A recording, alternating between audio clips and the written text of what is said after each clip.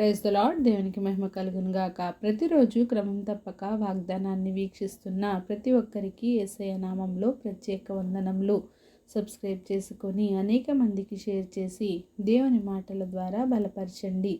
ఈ దినమునకై ఏర్పాటు చేయబడిన దేవుని వాగ్దానము ఆదికాండ గ్రంథము 22వ అధ్యాయము 14వ వచనము. యెహోవా ఈరే, జెహోవా జీరే. ఆయన యందు విశ్వాసముంచు వారి ప్రతి అవసరతను ఆయన ఎరిగి ఉన్నవాడు కనుక ఆయనే సమస్తమును చూచుకొనువాడు. అబ్రహామును దేవుడు ఒక పరీక్ష పెట్టి అతని విశ్వాసమును పరీక్షించాడు. అబ్రహాము యొక్క విశ్వాసం ఎంత గొప్పదో తెలుసుకోవాలి అని ఒక పరీక్షను ఆయన ముందు ఉంచాడు. అతనిని పరిశోధించాడు. నీకు ఒక్కడై ఉన్న నీ కుమారుని నాకు దహన బలిగా అర్పించమని చెప్పినప్పుడు తెల్లవారగానే అబ్రహాము లేచి తన కుమారుణ్ణి, తన 2 పనివారిని, కట్టెలను తీసుకొని దేవుడు చెప్పిన స్థలమునకు వెళ్ళాడు. తన కుమారుడైన ఇస్సాకు తన తండ్రి అయిన అబ్రహాముతో, తండ్రి, నిప్పును కట్టెలను ఉన్నవి గాని దహన బలికి గొర్రెపిల్ల ఏది అని అడిగినప్పుడు అందుకు అబ్రహాము, నా కుమారుడా, దేవుడే దహన బలికి గొర్రెపిల్లను చూచుకొనును అని చెప్పాడు.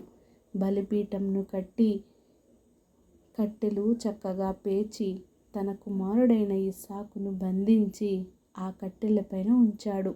తన కుమారుని వధించుటకు తన చెయ్యి చాపి కత్తి పట్టుకొనగా పరలోకం నుండి యెహోవా దూత అబ్రహామా, అబ్రహామా అని పిలిచి, ఆ చిన్నవాని మీద చెయ్యి వేయకు, అతనిని ఏమినూ చేయకు, నీకు ఒక్కడయున్న నీ కుమారుని నాకియ్య వెనుక తీయలేదు గనుక నీవు దేవునికి భయపడువాడు అని నాకు కనబడుచున్నది. అప్పుడు అబ్రహాము కన్నులెత్తి చూడగా పొదలో కొమ్ములు తగులుకొని ఉన్న ఒక పొట్టేలు వెనుక తట్టున కనబడింది. అబ్రహాము వెళ్ళి ఆ పొట్టేలును పట్టుకొని తన కుమారునికి మారుగా పెట్టి ఆ గొర్రె పిల్లను దహన బలిగా అర్పించాడు. అబ్రహాము విషయంలో దేవుడే తన కుమారునికి బదులుగా ఒక గొర్రె పిల్లను చూపించాడు.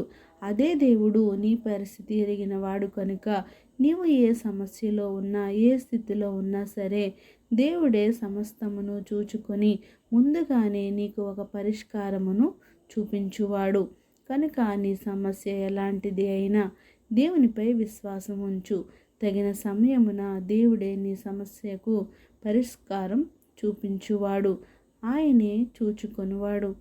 నీ భారం ఆయన మీద వేసి విశ్వాసముంచు. దేవుడే నీకు ఒక చక్కని మార్గమును చూపించునుగాక. ఆమేన్. చిన్ని ప్రార్థన.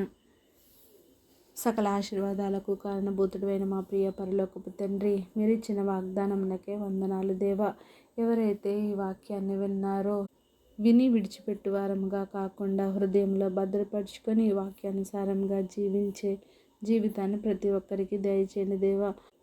సమస్తమును ఎరిగిన వారు గనుక, సమస్తమును చూచుకునే దేవుడు కనుకనైనా మీ మీద విశ్వాసం ఉంచి మీ పైన భారం వేసి మేము జీవించడానికి నీ కృపను మాకు అనుగ్రహించండి దేవా.